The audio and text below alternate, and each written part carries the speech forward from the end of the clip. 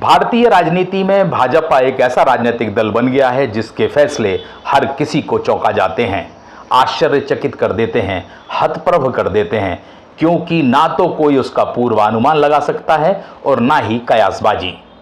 ऐसा ही कुछ हुआ मध्य प्रदेश की दूसरी उम्मीदवारों की सूची में, जो विधानसभा चुनाव को लेकर जारी की गई।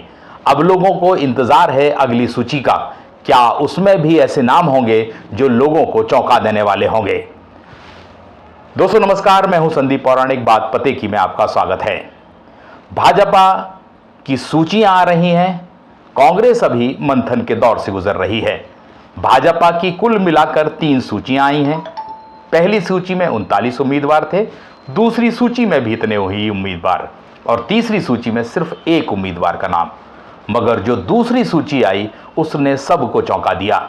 उसकी वजह भी थी, क्योंकि इस सूची में 3 केंद्रीय मंत्री, नरेंद्र सिंह तोमर, फग्गन सिंह कुलस्ते, प्रहलाद पटेल के अलावा 4 और सांसद थे। यानी 7 सांसदों को भाजपा ने चुनाव मैदान में उतार दिया।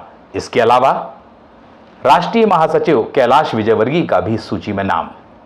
और अब अगली सूची कब आएगी ये तो नहीं कहा जा सकता, लेकिन भाजपा कह रही है कि जल्दी ही वह सूची आएगी। क्या इस सूची में भी चौंकाने वाले नाम होंगे? अब कुछ ही ऐसे चेहरे बचे हैं भाजपा के राज्य की राजनीति में जिनकी सुदूर पहचान है, और संभावना यही जताई जा रही है कि अब फिर नए और चौंकाने वाले नाम अगली सूची में आ सकते हैं।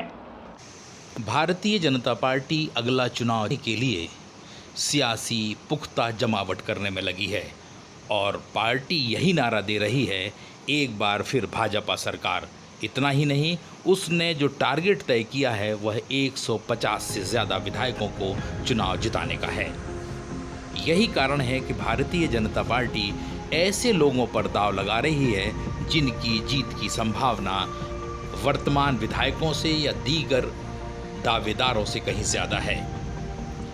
आने वाले दिनों में पार्टी की और भी सूची आने वाली है जिसमें चौंकाने वाले नाम हो सकते हैं, और जिन नामों की इस समय सबसे ज़्यादा चर्चा है उनमें हैं पूर्व मुख्यमंत्री उमा भारती, जिनका बुंदेलखंड से नाता है, तो वहीं अन्य नेता हैं केंद्रीय मंत्री ज्योतिरादित्य सिंधिया, जो ग्वालियर चंबल इलाके से आते हैं, साथ ही बीरेंद्र खटीक, जो वर्तमान में केंद्र सरकार में मंत्री हैं। इन नामों पर भी चर्चा है, और कहा तो ये जा रहा है कि पार्टी मंथन कर रही है, क्या इन लोगों को मैदान में उतारने से पार्टी को लाभ हो सकता है। जहां तक उमा भारती की बात है तो पार्टी को लगता है कि ओबीसी वर्ग को उमा भारती के जरिए लुभाया जा सकता है।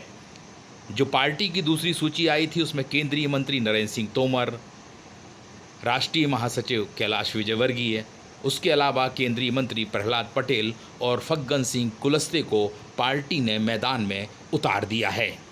इसी के चलते यह संभावना जताई जा रही है कि आने वाली जो सूचियां होंगी उनमें भी कई ऐसे चेहरों के नाम आ सकते हैं जिन्हें आम लोगों को चौंका जाएं ये नाम।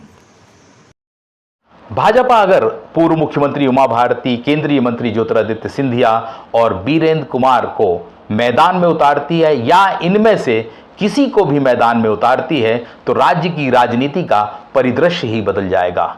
क्योंकि संभवतः मध्य प्रदेश की राजनीति में पहला ऐसा अवसर होगा जब इतनी बड़ी तादाद में राष्ट्रीय स्तर के नेता विधानसभा में ताल ठोकते नजर आएंगे। इतना ही नहीं, फिर चर्चा होगी मुख्यमंत्री आखिर कौन होगा।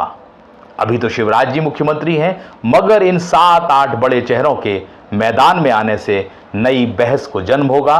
वहीं भाजपा को यह कहने का अवसर मिलेगा कि आने वाला मुख्यमंत्री कोई बड़ा चेहरा भी हो सकता है। देखिए होता है क्या वाकई में भाजपा की अगली सूची फिर चौंकाएगी, या पहली ही सूची की तरह सामान्य होगी। दोस्तों नमस्कार, आज के लिए बस इतना ही। मेरा आपसे आग्रह है, अगर आपने मेरा YouTube चैनल सब्सक्राइब नहीं किया है तो सब्सक्राइब जरूर कर लें। नमस्कार।